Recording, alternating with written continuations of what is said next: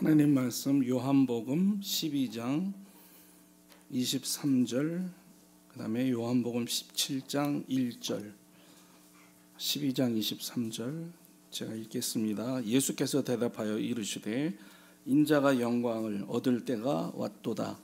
17장 1절, 예수께서 이 말씀을 하시고 눈을 들어 하늘을 우러러 이르시되 아버지여 때가 이르렀사오니 아들을 영화롭게 하사 아들로 아버지를 영화롭게 하게 하옵소서. 아멘. 우리는 지난 주간을 고난 주간으로 보냈고, 그 다음에 주일을 부활 주일로 지켰습니다. 고난 주간에 고난 주간 새벽 성회를 통해서 또 목사님 메시지를 통해서 십자가의 고난에 대해서 들었습니다. 오늘 설교는 그 연속선 상에 있습니다. 그래서 십자가의 고난과 연결해서 십자가의 영광을 다루도록 하겠습니다.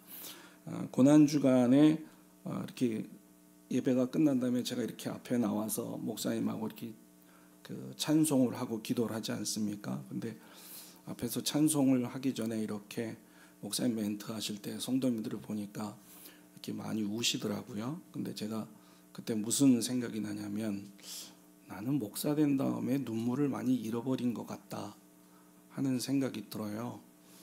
저는 제가 간증할 때 가끔가다 하는 얘기인데, 하나님 저에게는 세 개의 눈물이면 족합니다. 첫째는 제가 죄인인 것 때문에 울게 하시고, 또 하나는 그 죄를 해결하신 그리스도의 십자가 때문에 울게 하시고, 세 번째는 그 십자가의 사랑을 모르는 사람 때문에 울게 하옵소서. 이렇게 세 개의 눈물이면 이 땅을 살아가는데 충분하지 않을까 생각을 했는데, 학생들에게 강의하고 신학 가르치고 또 수도 없이 말씀을 전하는 위치에 서면서 눈물이 많이 말랐다 하는 그런 생각이 들고요. 지금 회개하는 겁니다. 제가 그렇게 심각하게 들으세요. 제가 회개하는 겁니다. 그런 생각이 들었습니다. 오늘 설교는 어떤 설교라고 제가 말씀을 드렸죠? 십자가의 고난과 연속성 상에 있는 십자가의 영광을 다루도록 하겠습니다. 공관복음의 저자들은 대체로 십자가를 고난하고 연결을 짓습니다. 그래서 마태나 마가나 누가복음을 보면 예수님의 고난은 다 십자가하고 연관이 되어 있고, 십자가는 고난, 고난은 십자가, 이렇게 연결이 되어 있습니다. 반면에 요한은 십자가가 고난과 연관되어 있지 않고 대부분 영광하고 연결이 되어 있습니다. 대표적인 예를 들어보면 마태, 마가, 누가복음에 공통적으로 나오는 겟세마네 동산의 기도가 요한복음에는 없습니다.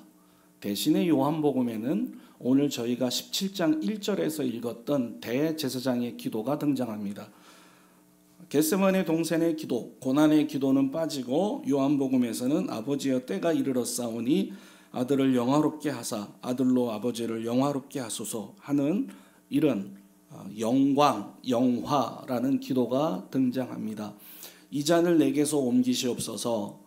고통, 탄식의 기도, 고통에 정말로 예수 그리스도께서 고통 가운데 눌려서 하는 기도가 요한복음에서는 영화롭게 하소서, 이렇게 관점의 차이가 존재합니다. 그 본문을 제가 대표적인 구절로 택했습니다. 그것이 12장 23절하고 17장 1절 말씀을 제가 오늘 본문으로 택했습니다. 12장 23절을 보기 전에 제가 설교 본문으로는 드릴 수 없었지만 12장 16절을 좀 보려고 합니다. 12장 16절을 보면 어떤 상황이냐면, 예수님께서 이제 나사로를 살리시고 나서 그 후에 사건이 펼쳐집니다. 죽은 나사로 때문에 많은 유대인들이 예수님을 믿게 되었습니다. 여러분, 죽은 나사로를 살린 사건 때문에 이방인이 믿은 게 아니고 유대인들이 많이 믿게 됐습니다. 이건 상당히 의미가 있는 얘기죠. 왜냐하면 바리새인, 그 다음에 서기관, 그 다음에 제사장들, 이들에게 유대인은 굉장히 의미가 있는 사람들인데 유대인들이 예수를 믿게 됐습니다. 요한복음 11장 45절에 보면 이렇게 되어 있습니다. 마리아에게 와서 예수께서 하신 일을 본 많은 유대인이 그를 믿더라. 유대인이 믿더라가 아니라 많은이라는 숫자가 붙어 있습니다. 12장 11절을 보면 나사로 때문에 많은 유대인이 가서 예수를 믿음이러라. 여기도 많은 유대인이 믿었다 하는 내용이 붙어 있습니다. 그렇지만 여러분, 빛이 있으면 어둠이 있고 어둠이 있으면 빛이 있듯이 기적을 보고 예수님을 믿은 사람이 있는가 하면 반대로 믿는 사람들을 죽이려고 하는 사람들이 있었습니다. 대제사장과 바리새인들이 바로 그런 사람들이었습니다. 요한복음 11장 53절을 보면 이날부터 그들이 예수를 죽이려고 모의하니라. 예수 그리스도를 죽이려고. 예수님뿐만 아니라 나사로 때문에 사람들이 많이 믿었기 때문에 나사로까지 죽여버리려고 했습니다. 그래서 요한복음 12장 9절을 보면 9절에서 11절까지 유대인의 큰 무리가 예수께서 여기 계신 줄을 알고 오니 이는 예수만 보기 위함이 아니요 죽은 자 가운데서 살리신 나사로도 보려 함이라라. 대제사장들이 나사로까지 죽이려고 모의하니 나사로 때문에 많은 유대인이 가서 예수를 믿음이러라. 그러니까 죽은 나사로를 살리신 이 사건 때문에 유대인들이 많이 믿었고 또 이 사건을 지켜보다가 바리새인과 제사장들이 이거 그대로 두면 안 되겠다. 예수도 죽이고 나사로도 죽이자. 이렇게 상황이 펼쳐진 겁니다. 자, 한편 고난 주간의 시작인 종료주일이 됐을 때 예수님께서 예루살렘에 입성을 하셨습니다. 그날에 많은 사람이 예수님을 환영했는데 그 구절이 요한복음 12장 13절에서 15절에 그 환영하는 장면이 등장합니다. 제가 읽겠습니다. 종려나무 가지를 가지고 맞으러 나가 외치되 호산나 찬송하리로다. 주의 이름으로 오시는 이 곧 이스라엘의 왕이시여 하더라. 예수는 한 어린 나귀를 보고 타시니 이는 기록된 바 시온에 따라 두려워하지 말라. 보라 너희 왕이 나귀 새끼를 타고 오신다 함과 같더라. 자, 이것이 요한복음 12장에서 예수님께서 예루살렘에 입성하실 때 장면을 그려놓은 겁니다. 이건 요한이 지금 기록했죠. 아시다시피 제자들이 이 옆에서 있었죠. 이때 제자들은 사람들이 예수님을 환영하는 것과 그 다음에 그들의 입에서 나오는 말을 이해하지 못했습니다. 바꿔 말하면 구약 성경이 예언하고 있는 메시아 예언, 이것의 성취를 알지 못했던 거죠. 구약 성경 스가랴 9장 9절 한번 좀 띄워주시면 좋겠습니다. 스가랴 9장 9절.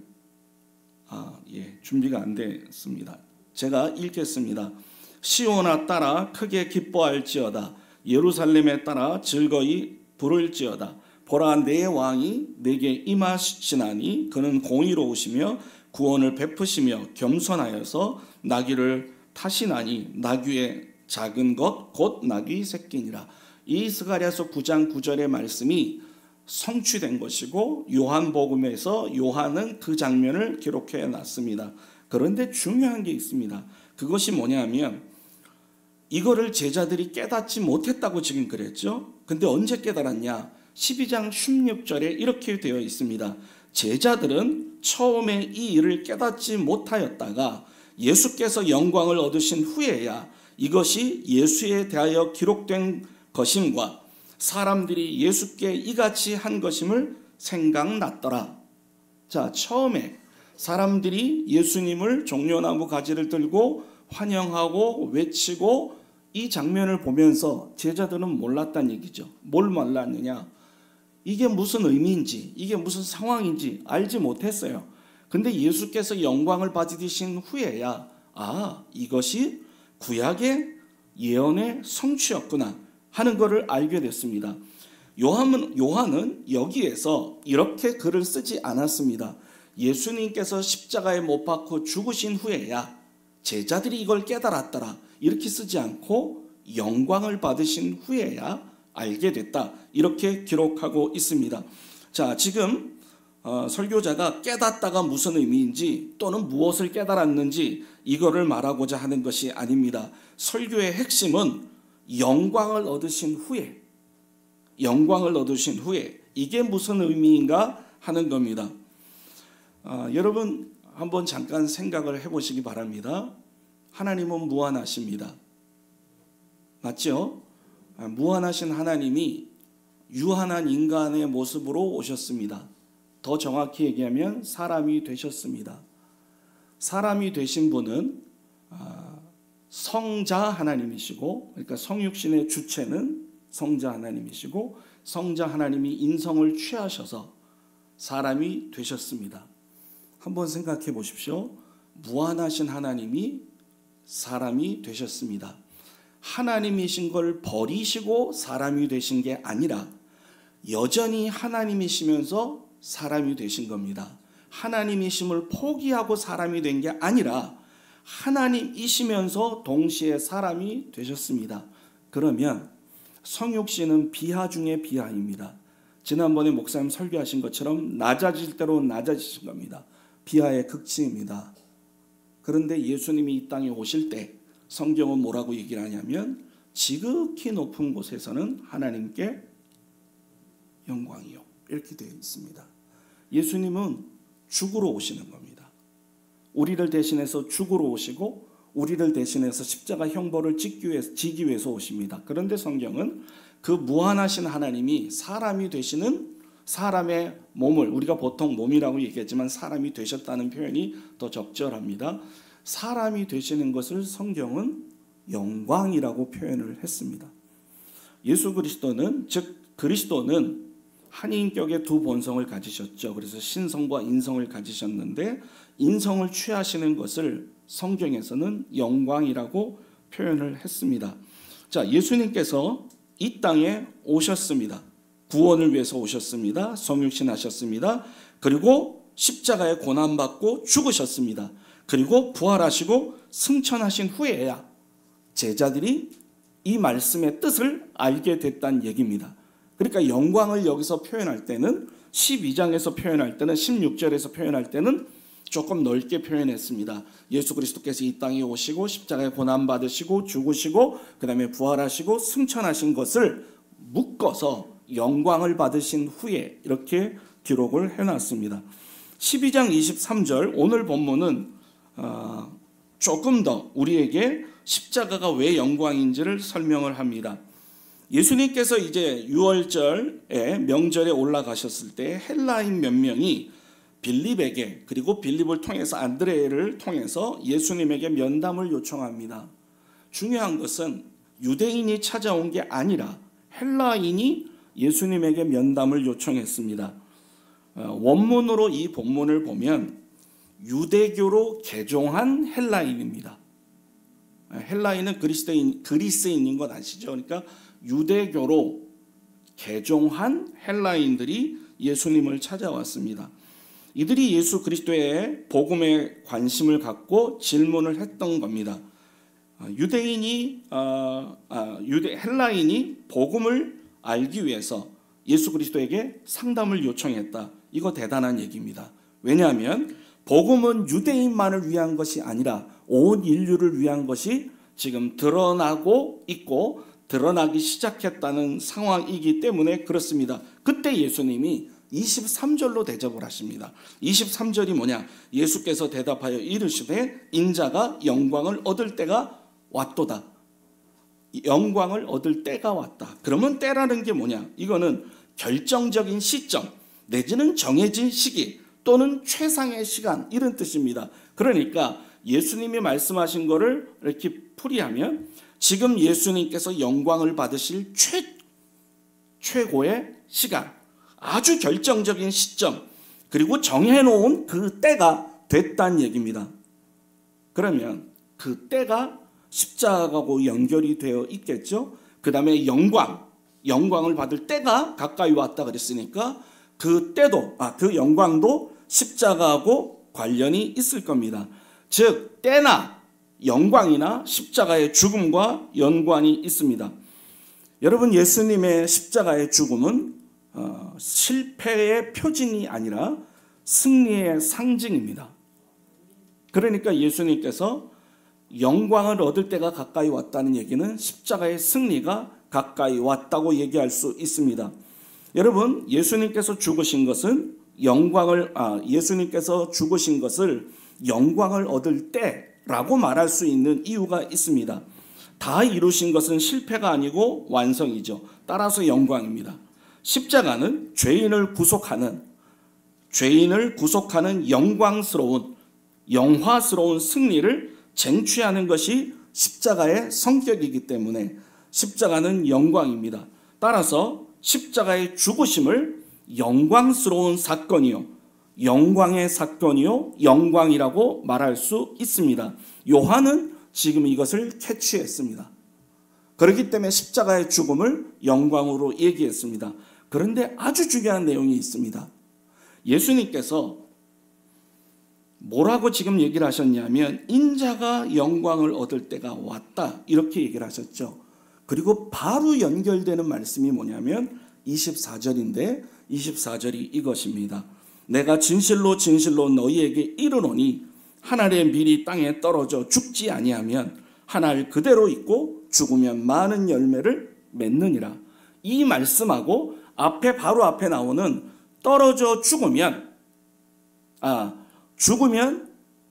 열매를 맺는다, 죽지 않으면 열매를 맺지 못하고 그대로 있다. 이 24절 말씀은 바로 앞에 나오는 말씀하고 연관이 되어 있습니다. 인자가 영광을 얻을 때가 왔다. 이 말씀이 23절이잖아요. 그러니까 23절과 24절은 연관되어 있습니다. 그러면 이것이 왜 중요하냐? 지금 예수님을 찾아왔던 사람은 헬라인이고 그 다음에 제자들과 같이 왔습니다. 이 헬라인과 제자들은 주님으로부터 무엇인가를 들을 것을 기대하고 왔습니다. 무엇에 대해서 듣길 원했냐? 영광에 대해서 듣길 원했죠. 그런데 예수님께서 그들에게 말씀하셨던 영광은 그들이 기대했던 영광의 방식과는 전혀 달랐습니다. 예수님이 그들에게 말씀하시는 영광은 죽는 거였습니다. 사는 것이 아니었습니다. 죽는 거였다. 바꿔 말하면 제자들이 기대했던 것과는, 그리고 헬라인이 기대했던 것과는 전혀 다른 방식으로 예수 그리스도의 영광은 이루어집니다. 그것은 하나님의 미래 방식인데 그 밀이 죽는 거였습니다. 그러면 여러분, 하나님의 밀이 땅에 떨어져 죽는다고 그랬죠. 땅에 떨어지는 것은 성육신을 의미하고 죽는 것은 십자가를 말합니다. 땅에 떨어져서 성육신 하셔서 십자가에 죽으시는 형태로 예수 그리스도는 영광을 받으십니다. 요한이 지금 얘기하는 것이 바로 하나님의 밀알이 되신 그리스도의 죽음을 얘기합니다. 바꿔 말하면 예수께서는 밀알을 통해서 지금 자신을 증거하고 계시는 겁니다. 밀알이 땅에 떨어져 죽는 것을 통해 영광이 무엇인지를 설명하는 겁니다. 그렇다면 우리는 그리스도의 십자가의 죽음이 영광인 것을 우리도 고백해야 되고, 그분은 우리에게 자신을 내어주시면서 영광을 받으셨다는 걸 기억하셔야 됩니다. 여러분, 물론 예수님은, 하나님은 우리에게 무엇을 받으시면서 영광을 받으십니다. 분명히 예배를 통해서, 예배를 받으시면서, 기도를 받으시면서, 찬양을 받으시면서 그분은 영광을 받으십니다. 그러나 동시에 그분은 자신을 우리에게 주시면서 영광을 받으십니다. 당신을 내어주시면서, 당신을 우리의 속죄 화목제물로 내어주시면서 영광을 받으십니다. 그의 택한 백성을 영원부터 작정하시고 영원한 작정 속에서 택하신 우리를 위해서 자신의 목숨을 내어주시면서 그분은 영광을 받으십니다. 기억해야 될 공식은 이거죠. 주시면서 받으신다.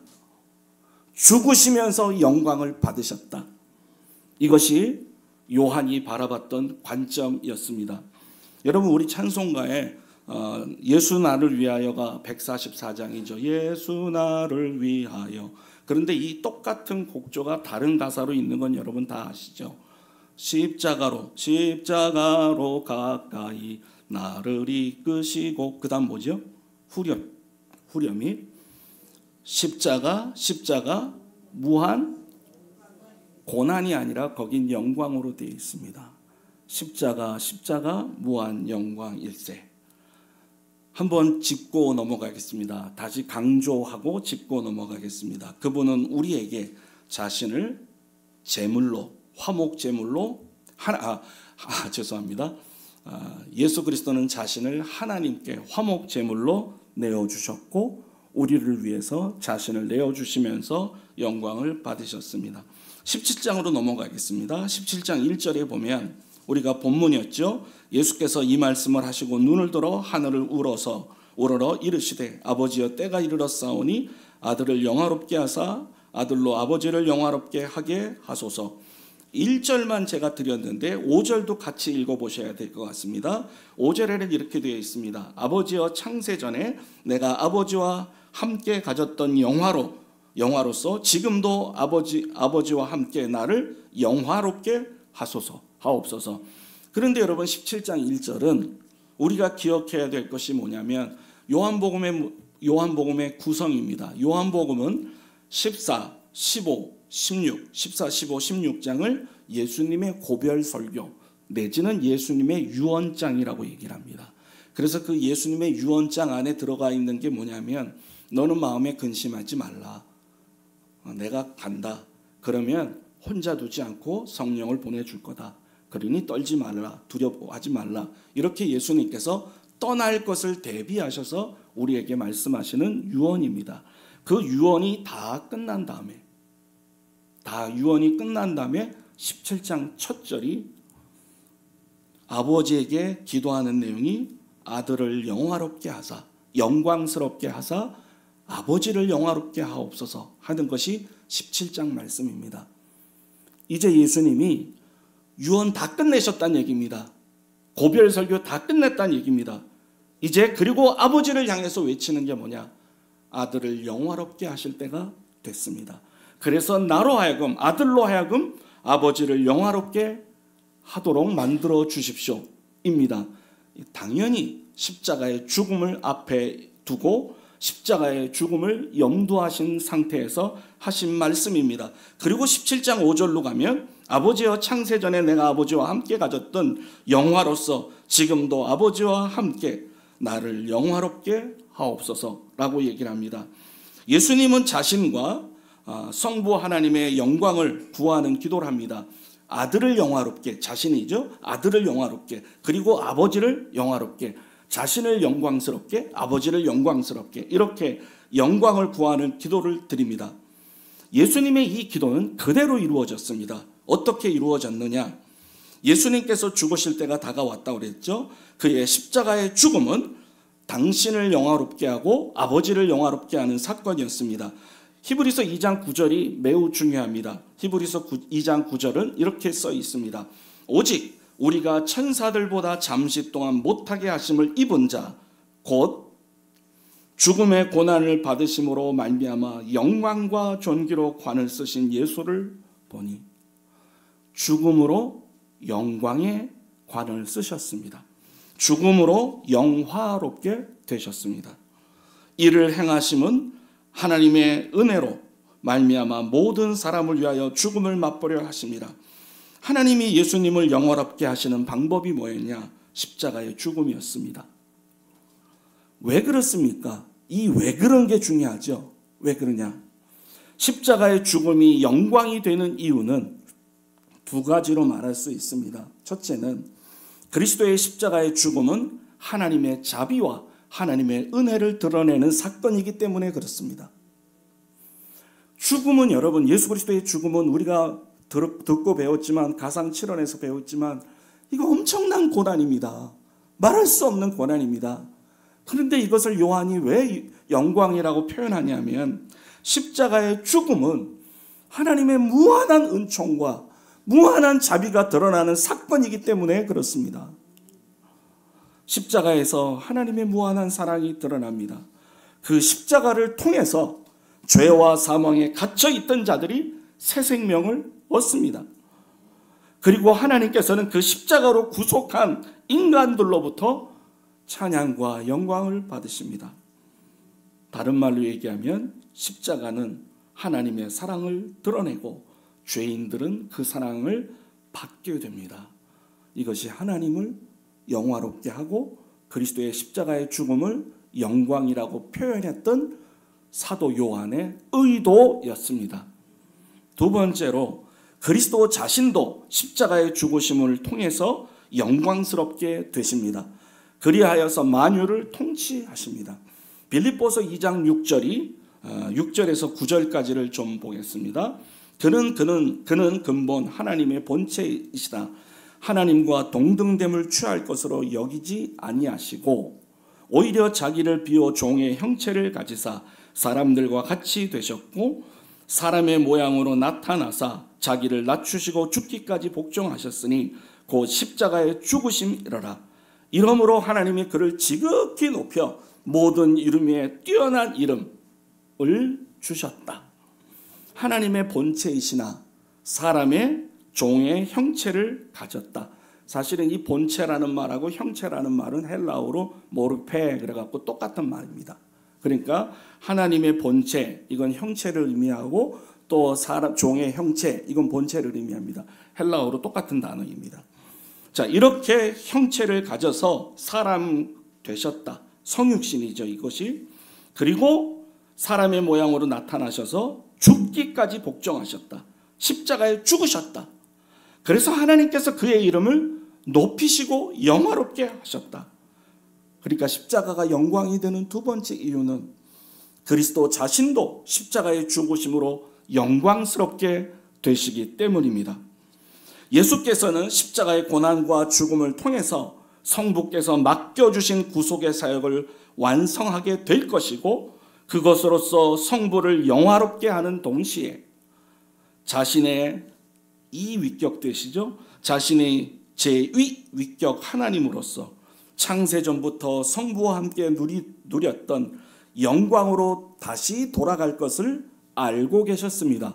그래서 17장 1절과 17장 5절 같은 기도를 하셨던 겁니다. 결과적으로 성자께서 자기 자신과 성부의 영광을 구하는 이 대제사장적 기도는 예수님께서 십자가의 고난뿐만 아니라 그 고난을 넘어서 영광을 동시에 보고 계셨다는 사실을 알려줍니다. 그래서 히브리서 12장 2절은 이렇게 얘기합니다. 예수님께서 그 앞에 있는 영광을 위해 십자가의 부끄러움을 참으셨다 하는 말씀을 12장 2절은 이렇게 표현합니다. 믿음의 주여 또 온전케 하시는 이인 예수를 바라보자. 그는 그의 앞에 있는 기쁨을 위하여 영광을 위하여 십자가를 참으사 부끄러움을 개의치 아니하시더니 하나님 보좌 우편에 앉으셨다라고 얘기를 합니다. 결론을 짓겠습니다. 십자가의 영광이라는 것은 세상의 관점에서 보면 이해가 되지 않고 납득이 되지 않습니다. 왜냐? 십자가의 죽음은 가장 수치스럽고 그 다음에 고통스러운 형벌입니다. 그런데도 주님께서 이러한 십자가의 영광을 가리켜서 영광을 받았다고 사도 요한이 기록하는 이유는 무엇이냐? 결론적으로 얘기하면 십자가의 사건은 구원의 중보자인 메시아 예언에 대한 성취였기 때문이다. 십자가는 실패의 표징이 아니라 승리의 상징이기 때문이다. 십자가는 속죄를 다 이루신 완성이기 때문에 영광이다. 십자가는 죄인을 구속하는 영광스러운 승리를 쟁취하는 것이었기 때문에 그것은 영광이다. 우리를 죄에서 구원하시려는 하나님의 계획의 성취였기 때문에 영광이다. 그리고 죄인에게 영생을 주시는 하나님의 사랑이기 때문에 십자가는 영광이었다. 사도 요한의 관점이었습니다. 여러분, 우리가 예수님께서 영광을 받으셨던 방법에 대해서 설교 중간쯤에 말씀을 드렸습니다. 하나님이 예수께서 영광을 받으시는 방법은 하늘의 밀의 방식으로 영광을 받으셨습니다. 죽는 방식이었습니다. 땅에 떨어지면 그의 성육신이라고 말씀드렸고 죽는 것은 십자가의 죽음이라고 말씀을 드렸습니다. 예수님은 우리를 통해 영광을 받으십니다. 동시에 그분은 자신을 우리에게 내어주시면서 영광을 받으십니다. 십자가의 고난과 동시에 십자가의 영광을 간직하고 기억하는 우리 모두 되기를 간절히 소원합니다. 기도하시겠습니다. 하나님 아버지, 우리에게 예수님이 당하신 십자가의 고난을 깨닫게 하시니 감사합니다. 동시에 우리에게 십자가의 영광을 알려주시니 감사합니다. 날이 갈수록 십자가의 사랑을 우리가 깊이 깨닫게 하시고 세월이 지나가면서 십자가만 자랑할 수 있는 저희 모두가 되게 도와주시옵소서. 주 예수 그리스도의 이름으로 기원하옵나이다.